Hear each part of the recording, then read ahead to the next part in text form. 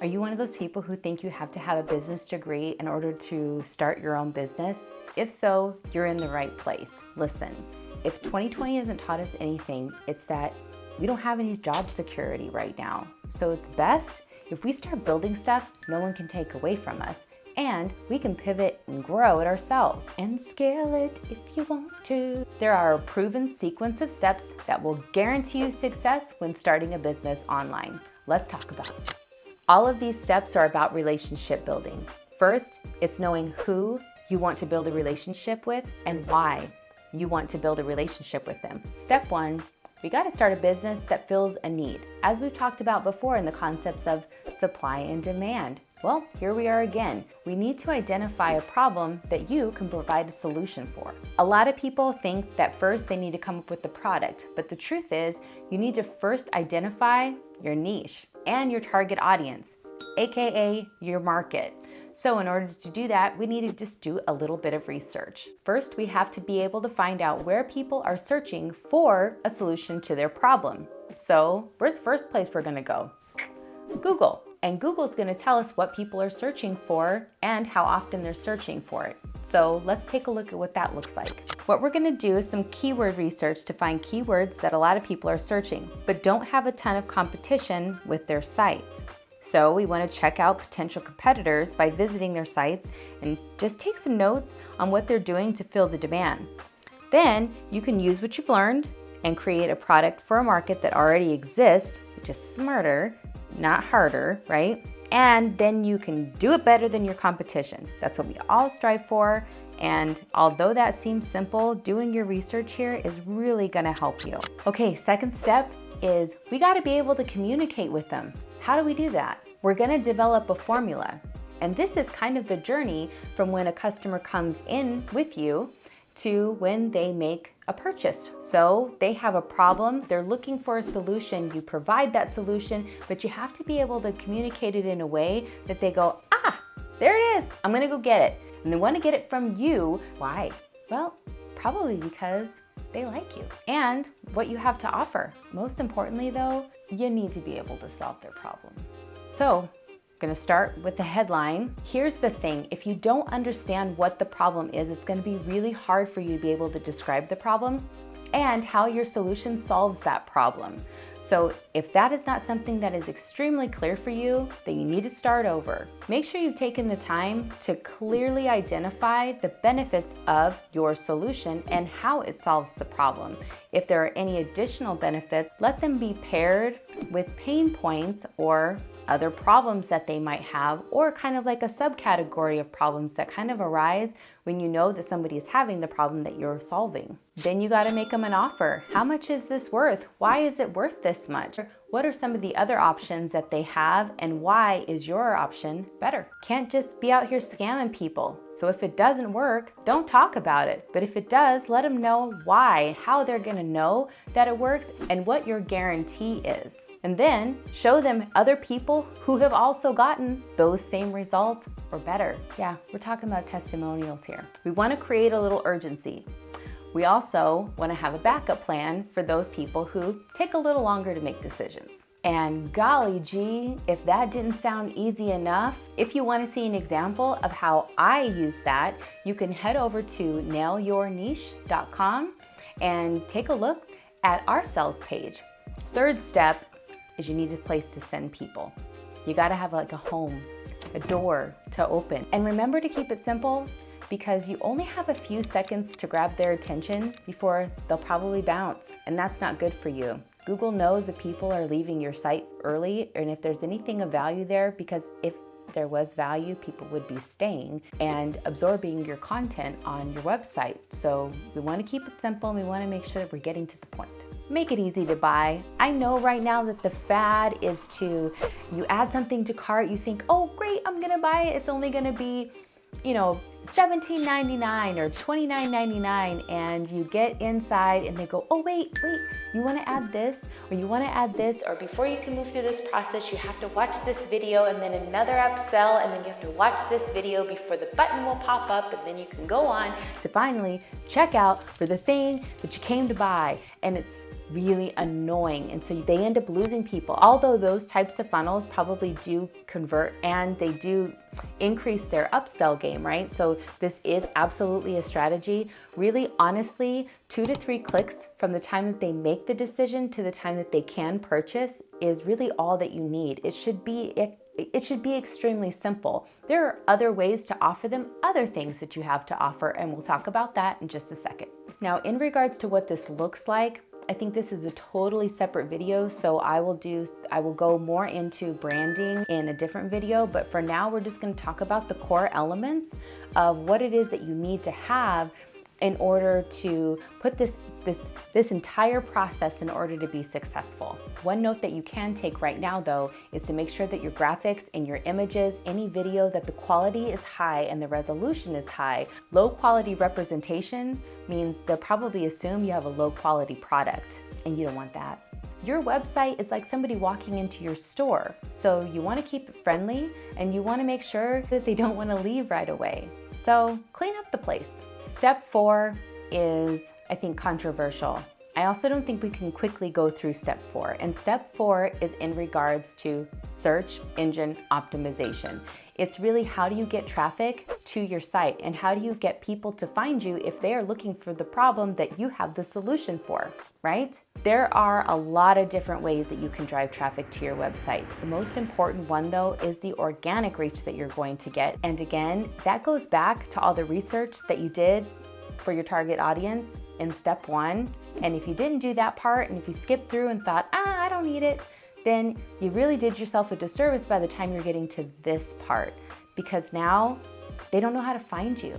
So make sure that you take notes, have a great organization system. Just make sure that you are noting all of that information down. So there are a few options here. You can run ads. You can run ads on Facebook. You could run ads on Google, YouTube, Instagram, TikTok. There's so many different platforms that you can leverage depending on where your target audience is.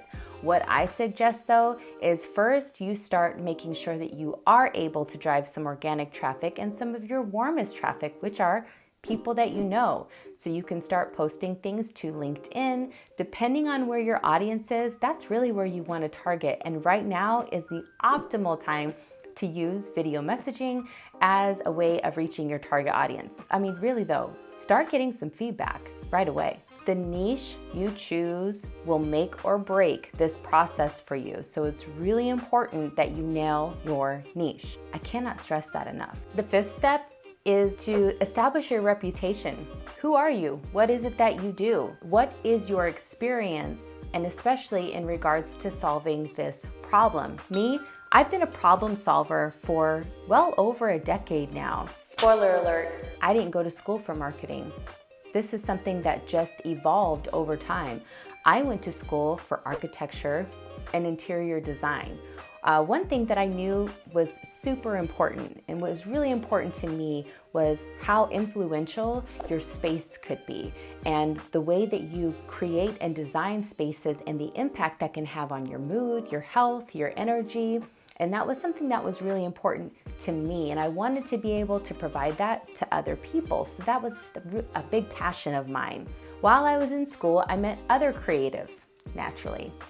And some of these were photographers or videographers, and they were just in different creative spaces, and we'd hang out. And on occasion, they would ask me, hey, Angelique, I'm working on my portfolio. Would you do a shoot with me? Would you model for me? Well, after doing that a handful of times, there were other girls that were coming in, and guys too, that were coming into the studio, and they were wanting to work on their modeling portfolio. Well, I was not a model size, and one thing I quickly learned how to do was to pose weight off. That was depending on how I positioned my body. I could make myself appear to be 10 to 15 pounds lighter. Well, when other people would come in, they would be like, could you teach me to do what it is you do? Because they instantly saw the result, right? In the frame, they could tell that my photos looked different than what they were seeing in front of them, which I started coaching them and just showing them what it is that I did. Was I a modeling expert?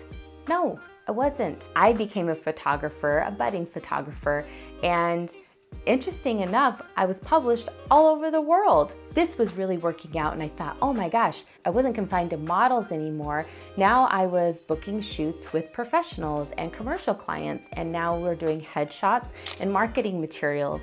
Well, that's what I thought I was providing to them, but I quickly learned that they didn't really know what to do with these photos. They didn't really know how to leverage them and use them to their max potential. The point though is that I never stopped solving problems. I didn't help people with marketing their business. That's not actually what I did. I was spending time educating them on how to solve problems. That's it. Tons of them. Different industries, tons of problems and tons of solutions were found through the course of time. And that's truly at the root of everything that I do, whether if it's, personal level or professional level. That is something that I'm passionate about, is just solving problems. And I get paid to do it. Like, that was the win-win. And it just kept going on and on and on, just like that for years. And every time I've evolved or I've learned a new system or I've leveled up in my business, I've leveled up in my industry, I've leveled up in regards to my knowledge and understanding about my industry and about who it is that I'm serving. That's what I'm passionate about. So again, if you don't understand the problem and if you don't understand what it is that you can provide as a solution, then you're going to be bottlenecked at some point and it's going to all come to a halt. But if you truly understand your target audience and you understand the problems that they have, then it's easier to find solutions. It's easier to pivot and offer even more solutions. And really, that's what you want. So how would I sum all of that up and convey this information in seconds? Sometimes it's not even required. Not even required. It's not required that you know any of that stuff about me. I'm gonna tell you right now, I can help you solve a problem. If you're still watching this and you are thinking, gosh, how am I gonna identify my target audience? How am I gonna do all of this research? What kind of things should I be looking for? I got you. I got you.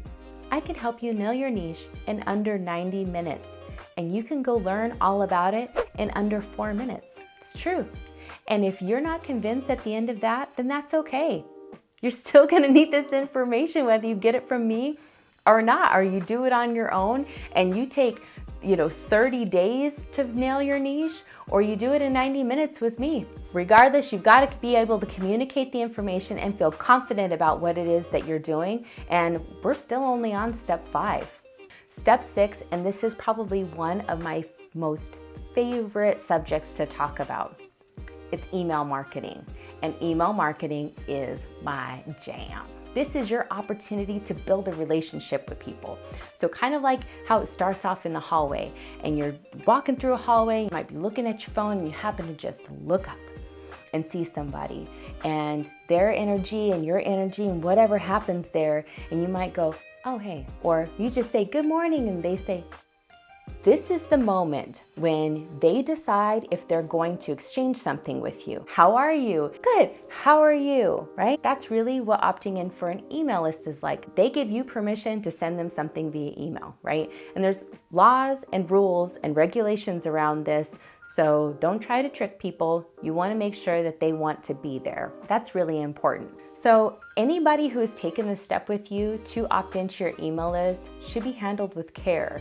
And this is really why email is, I feel like, the #1 tool for any kind of business. This is your follow-up system. That's just what we're looking for. We're looking for an even exchange. Good morning, how you doing? Great, how you doing, right? That's the email opt-in. And so crafting your message and knowing what to send them and knowing what it is that they're gonna find valuable to open and to read or to click out of is really important. And again, if you didn't do your research in step 1, this is gonna be really hard for you and you're gonna struggle. Maybe your open rate would seem deflated and you're not gonna get very good results if you don't know who it is you're talking to or how to talk to them. What is it that you bring to the table and what value do you have to offer them? Why should they come and sit at your table? You need to know that part so that you can let them know. So you want to be sure that they're either getting something exclusive in their email or it relates to the reason why they opted in with you in the first place. So step 7 is where you're going to make money. All of this so far is just preparation for how we're going to make money with this business, especially a small online business. Some of these don't apply to every single type of niche, but most of them they do, or you have the opportunity to add or adopt some of these same concepts and fit them into the system that you will be creating for your business so that you can get better results. Not everybody's doing this. Sometimes it's because not everybody knows how. Step 7 is developing a sequence that will lead them through to a sale. So what could this look like? Let's take a look. First, we would have some sort of call to action where they would find you. You're putting the information out, I have a solution, and Google or Facebook or somewhere online, they're finding you. And once you're discovered, you're telling them exactly how you can solve their problem. And within minutes, you have told them what the next step is to finding the solution to that problem and that they can have it. So then they click and they go over and they're at your website that you've already created based off of the steps that we just talked about. Once they're there, they put their information into that opt-in form and now they are part of your funnel.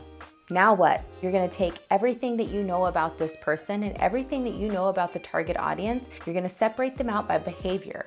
How did they behave when they first came in? Did they open certain types of emails?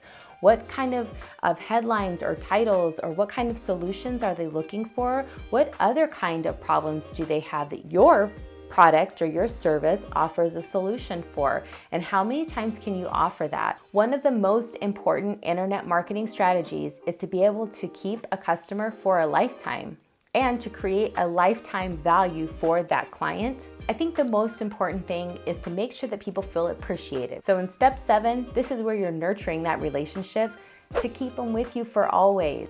The principles of how to start and grow an online business really haven't changed very much. It's still pretty basic and the concepts and the basic principles are pretty much the same.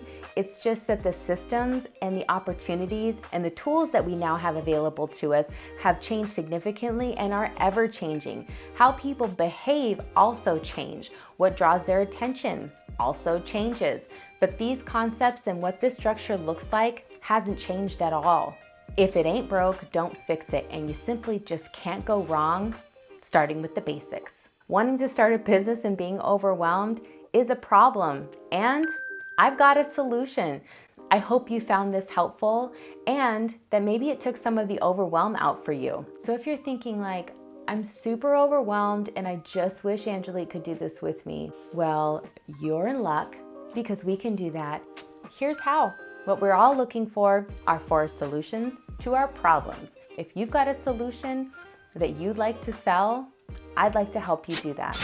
And on that note, if you're looking for 3 of the most profitable business types for 2021, you gotta check this out, this video right here.